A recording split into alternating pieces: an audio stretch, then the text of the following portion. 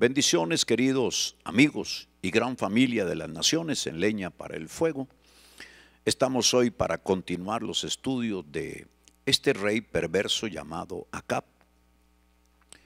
Y curiosamente se me ocurrió ponerle el título: el pueblo tiene o el pueblo merece el gobernante que elige. Los que no se lo merecen posiblemente sean los que no lo eligen, pero los que deciden ir en pos de él, los que deciden, en el caso de nuestras naciones occidentales y modernas, de elegir por democracia, por votación, pues ¿qué podemos decir?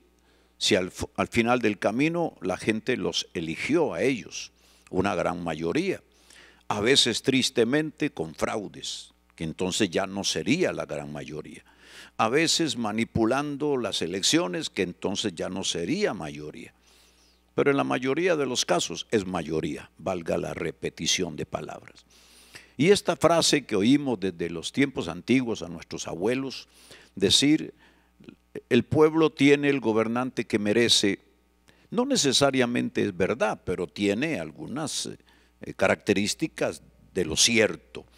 Sobre todo porque cuando comenzamos a echar hacia atrás la historia de Acab, nos damos cuenta que Acab es un rey que se sube al trono de Israel, las tribus del norte, las 10 tribus del norte, en el campo de la nación israelita, pero que eran parte de un solo reino, el reino que unificó David, que Salomón continuó como rey, que estuvieron unidos las 12 tribus de Israel. Es en el caso del rey Roboam, hijo de Salomón, donde Dios desarma esa unidad por causa del pecado de Salomón, a quien Dios le dice: por amor a tu padre David, no dividiré tu reino en tus días, pero lo haré con uno de tus hijos. Y entonces Roboam tiene que huir bajo la presión de las 10 tribus del norte, que no lo querían a él, que no querían tributos, y se va, tratando de guardar su vida hacia Jerusalén. Y allí con la tribu de Judá y Benjamín se queda en el reino del sur, el reino de Judá.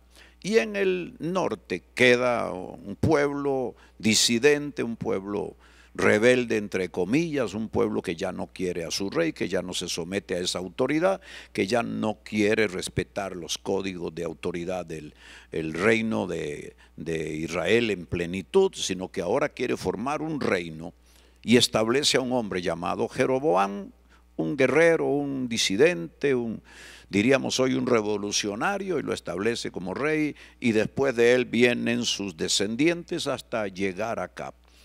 Israel es el resultante de un pueblo que no quiso rey, de un pueblo que no quiso a Jehová, de un pueblo que no quiso honrar la palabra de Dios, de un pueblo que apostató de la fe, que negó sus raíces israelitas, y aunque se llama Israel, menospreció a Dios, menospreció la palabra, menospreció la adoración, y ahora tiene un rey que es conforme a su propio corazón, y el rey Acab tiene un pueblo que es conforme a su corazón.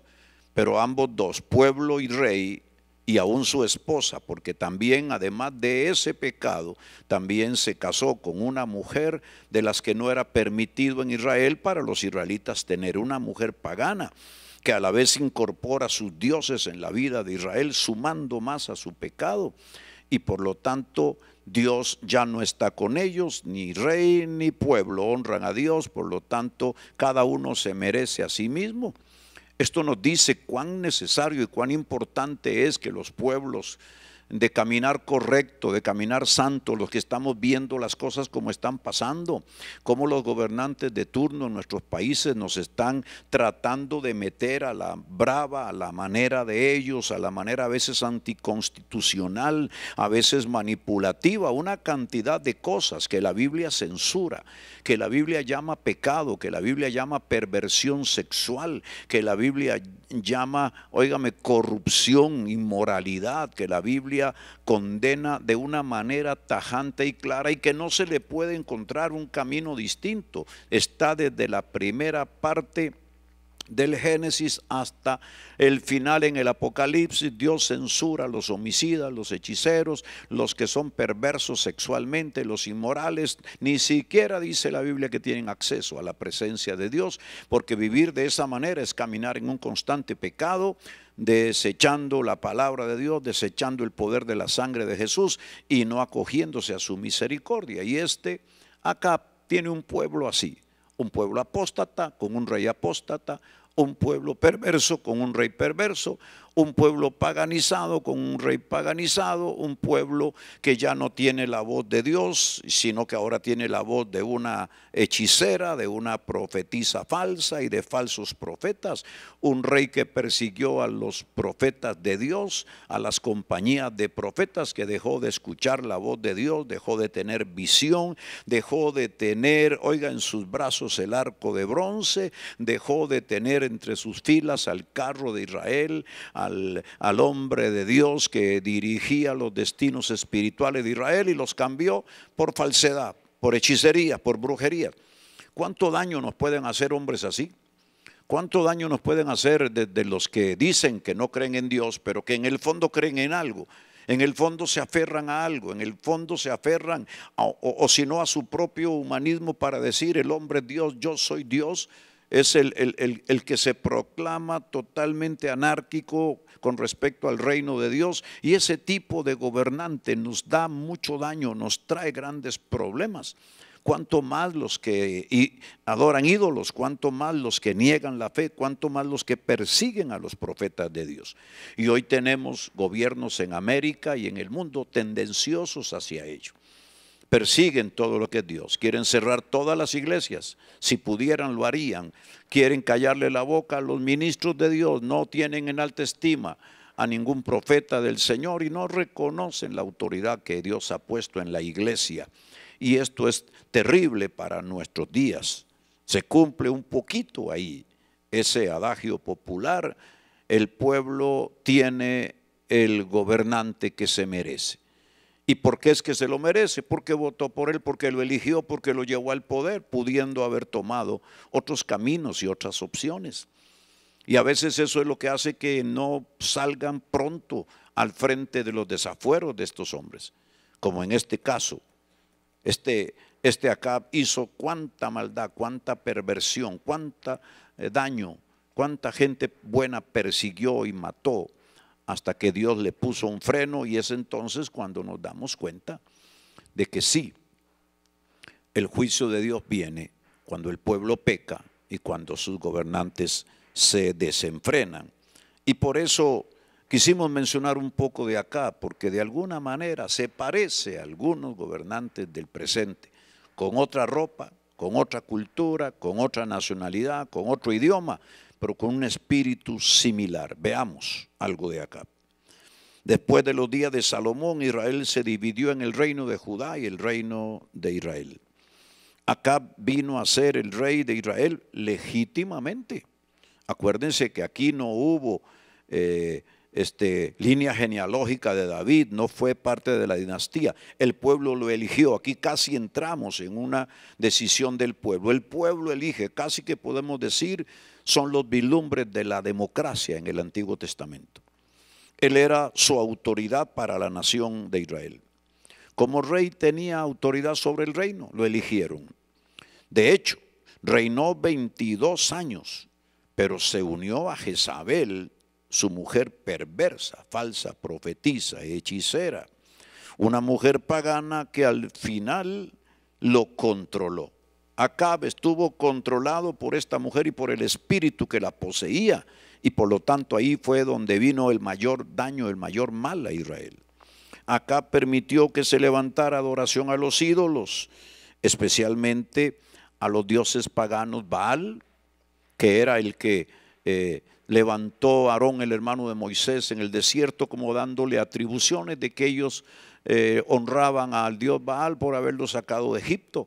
Mientras Moisés estaba en el ayuno allá en la montaña, y bajando las tablas de la ley, cuando Moisés desciende y se encuentra a Israel en ese fiestón pagano, en ese jolgorio y en esa orgía diabólica honrando un becerro, él quiebra las tablas de la ley, toma el becerro de oro de fundición llamado Baal, que se constituye en el principal y primer gran enemigo de Dios y de su sana palabra en el sentido histórico, lo derriba y lo hace polvo.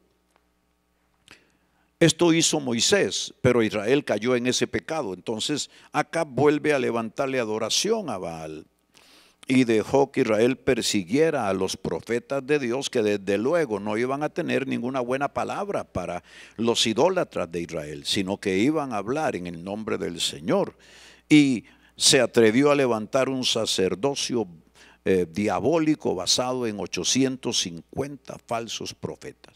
Los 400 de Acera, los 450 de Baal, y usó su autoridad y su posición incorrectamente, hizo lo malo y estableció alianzas con pueblos paganos y alianzas con los babilonios y los paganos y los idólatras, contrario a la voluntad de Dios. Y bajo su reinado fueron perseguidos y angustiadas las compañías y comunidades de profetas de Dios, que eran muchas en aquellos días, como herencia del ministerio y del reinado profético de David y de Salomón. Acab representa hoy lastimosamente al liderazgo de la iglesia de Jesucristo. No dije de esta religión, no dije de aquella religión, dije de la iglesia, del cuerpo de Cristo, de ese liderazgo que ha sido seleccionado por Dios al cabo de los años, que han entregado su vida a Jesucristo, pero que se ha constituido en un liderazgo permeable, que se ha dejado influir por un espíritu jezabélico, por un espíritu de control, por un espíritu de religiosidad. Y este Acab representa el liderazgo que en la iglesia ocupa una posición legítima pero mal usada. Él es un símbolo de liderazgo que permite la persecución a los profetas de Dios, a los apóstoles del Señor, a los ministros del Espíritu.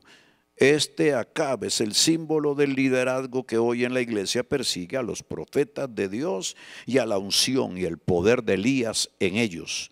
Acab representa el liderazgo religioso político de hoy, que establece alianzas con lo falso para mantener su dominio sobre el pueblo de Dios. Debemos tener cuidado de hacer la separación entre iglesia y política y Estado. Mucho cuidado con ese afán de los líderes del mundo cristiano de tener un acceso a la política, de ocupar todo lo que Dios les ha dado, la influencia, la imagen, el carisma, los dones, para enfilarlo hacia una posición en la política, porque esto es lo que hacían ellos. Por causa de eso, por causa de obtener favor, por causa de obtener un lugar, un aplauso de Acab. Y entonces hacían alianzas falsas y persiguieron a los profetas del Dios omnipotente. Acab es el liderazgo controlado por el espíritu manipulador de Jezabel, el cual es un espíritu gobernador cuya acción es para manipular a los que están en eminencia. ¿Recuerdas cuando el apóstol Pablo dice en Efesios 6:12?